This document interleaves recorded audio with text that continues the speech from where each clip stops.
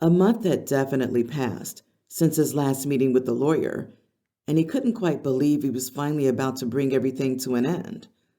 A troubling weight was about to get lifted off of his shoulders, and he couldn't wait to get it over with. It was pretty much obvious by the manner in which he drove as well. His pulse raced wildly, and his eyes remained glued to the road, while a reporter gave rather troubling news about a winter storm incoming within the next hour or two.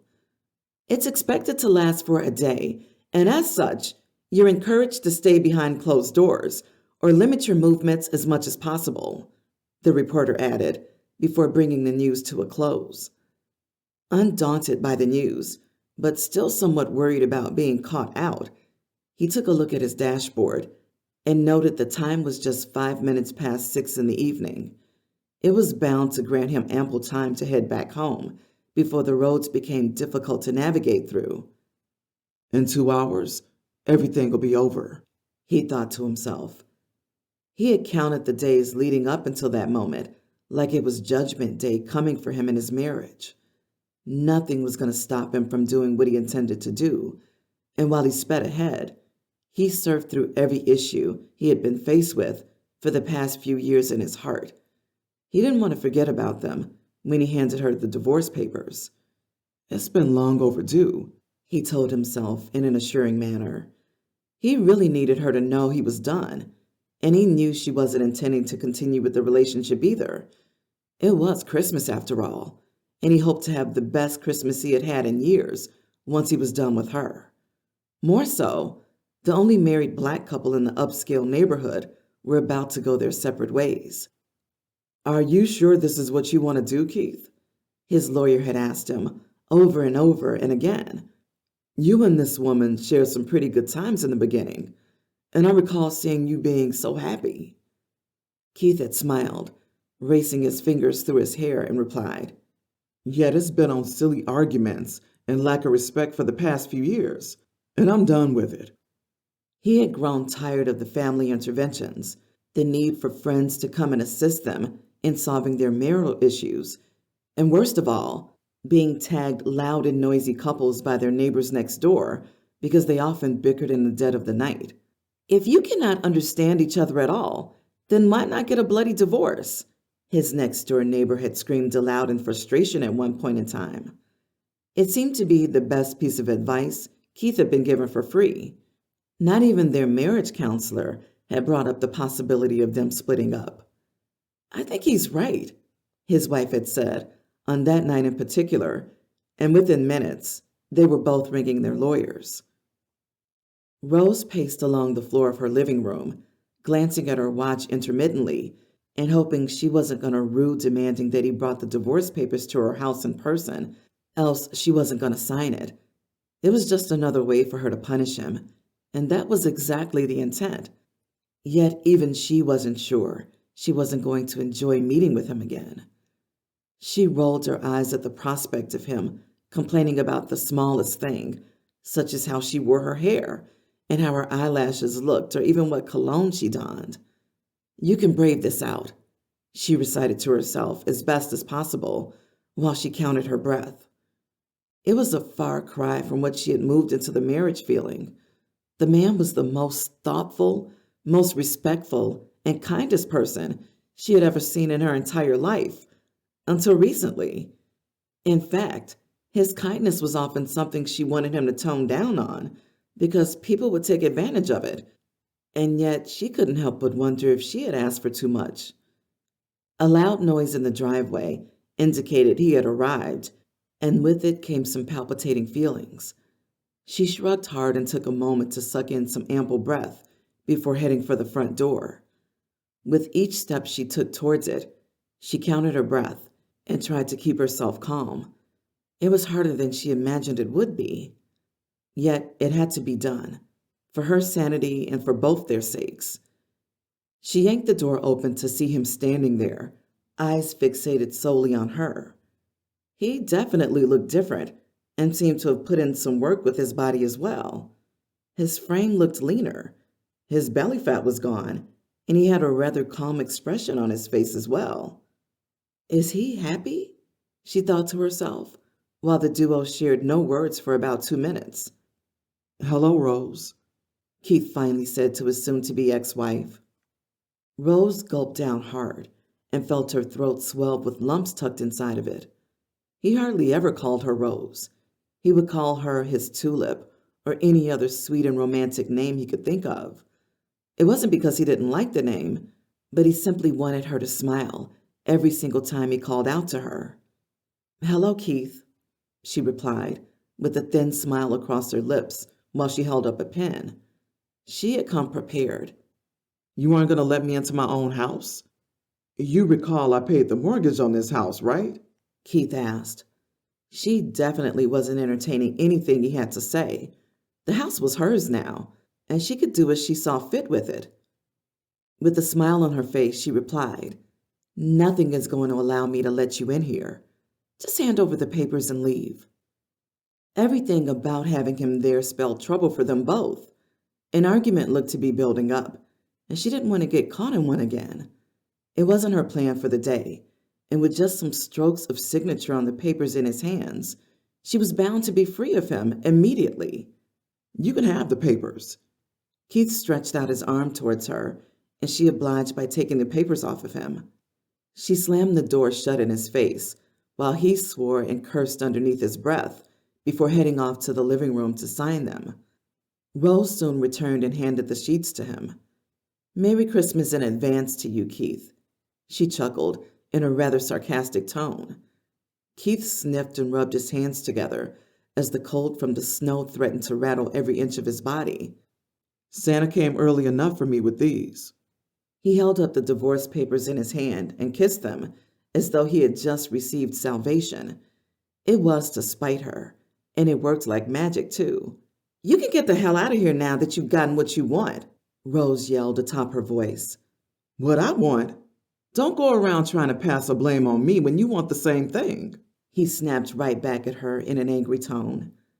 No sooner had he yelled when a dangerous wind blew past, carrying with it a snowstorm as winter became even harsher than the radio host had forecasted it would be on the news. Shit, Keith cried, looking around and spotting his car some distance away from him.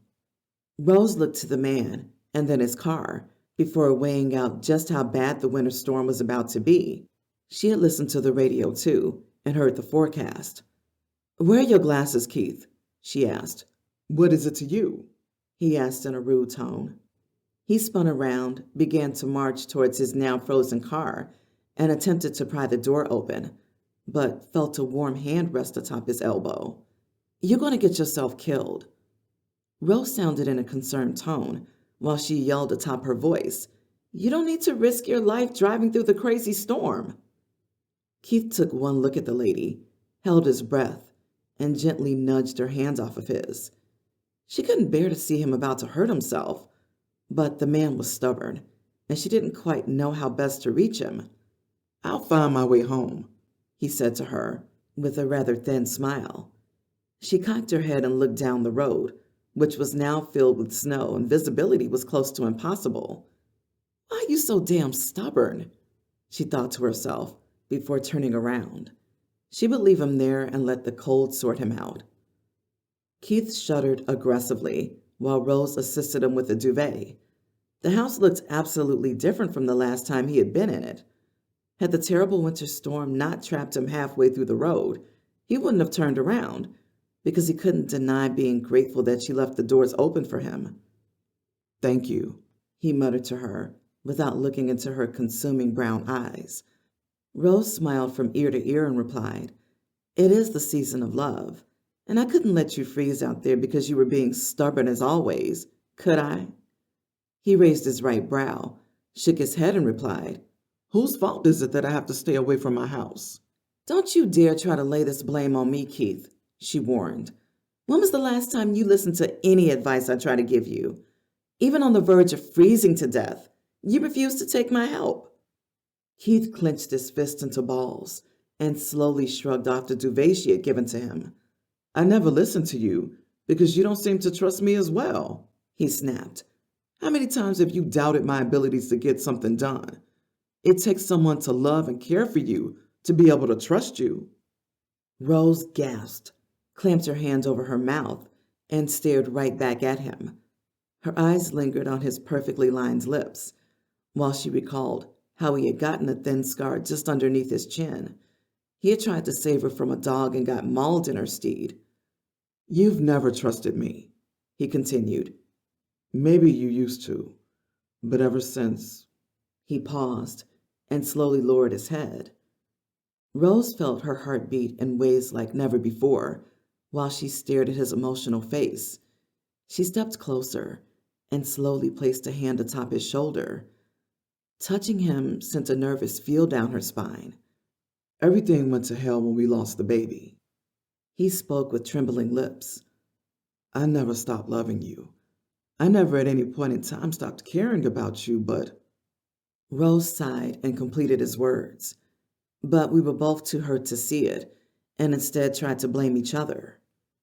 He opened his eyes wide and looked at her. Her gentle strokes on the scar underneath his chin seemed to melt his worries and resolve away. Her purple-painted lips reminded him of one of their favorite date nights, the day he proposed to her. More so, she still wore their wedding ring around her finger and had not taken it off. The room seemed to spin in that very moment, and the air grew thinner while their hands touched. Is that what I think it is? Rose pointed at his neck and to a necklace she had given to him on his birthday when they first met. Keith hurriedly tried to hide it from sight, but it was too late. She leaned closer and gently slipped her lips in between his, tasting him for the first time in about a year, while she felt his hand cup her backside, and most immediately, a subtle moan escaped her lips.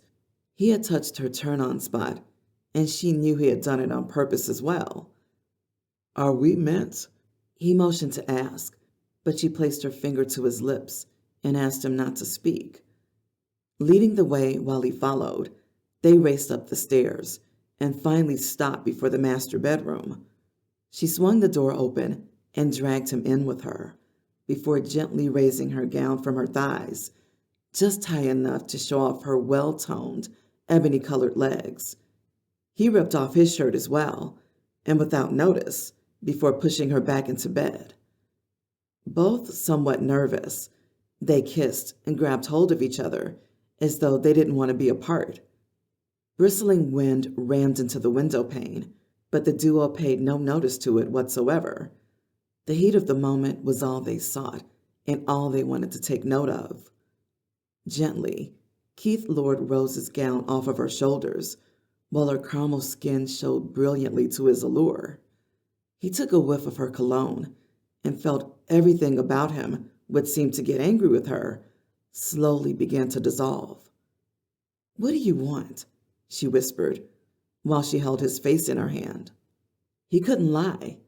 In fact, he didn't want to lie to her. You, he replied.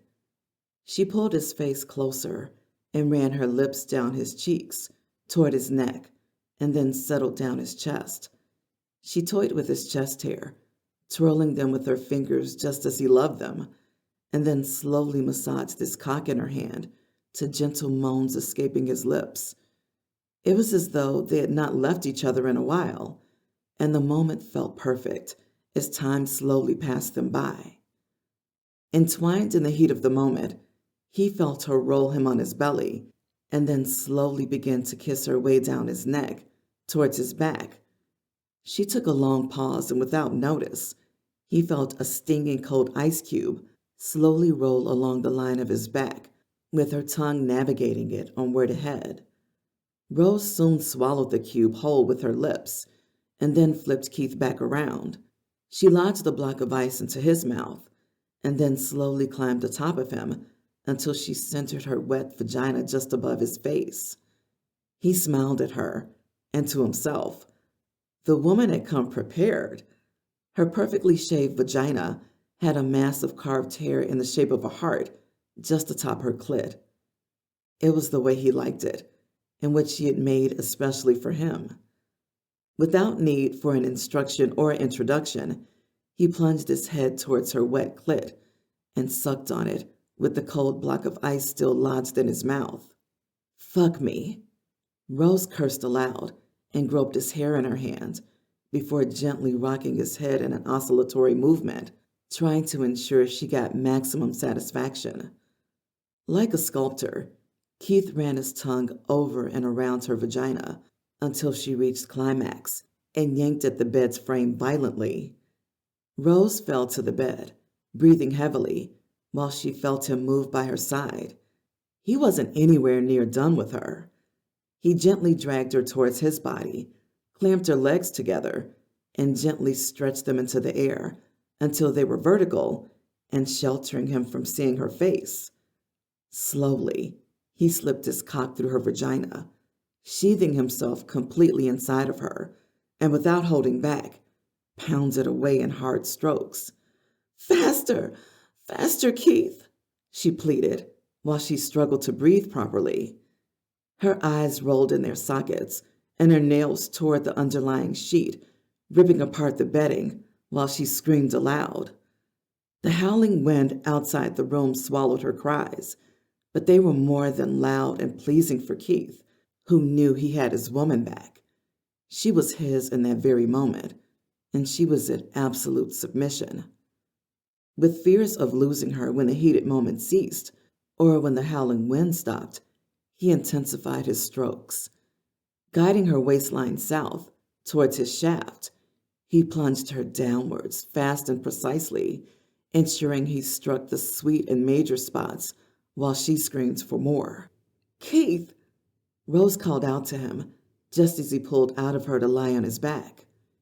He looked her right in the eyes and watched tears slowly roll down her cheeks, followed by a rather pure smile. Rose hurried out of the room and soon returned with the divorce papers in her hand. She marched towards the window and forced it open before casting it off into the night without a care in the world for where it would land. She turned around, smiled at him once again, and muttered, "How about we give this marriage one more shot?" It wasn't something he was considering when he initially arrived with the divorce papers, but it definitely sounded like a tempting idea. He cocked his head and spread his arms apart to welcome her back to bed. Rose slowly parted his legs and left his bare cock standing upright. "How about I show you what heaven feels like again?" He knew what those words meant. His wife was about to ride him to smithereens. He was game, though. One more time, their caramel-colored skins united, while the world seemed to pass them by without a care from them. I hope my readers enjoyed my romance short story.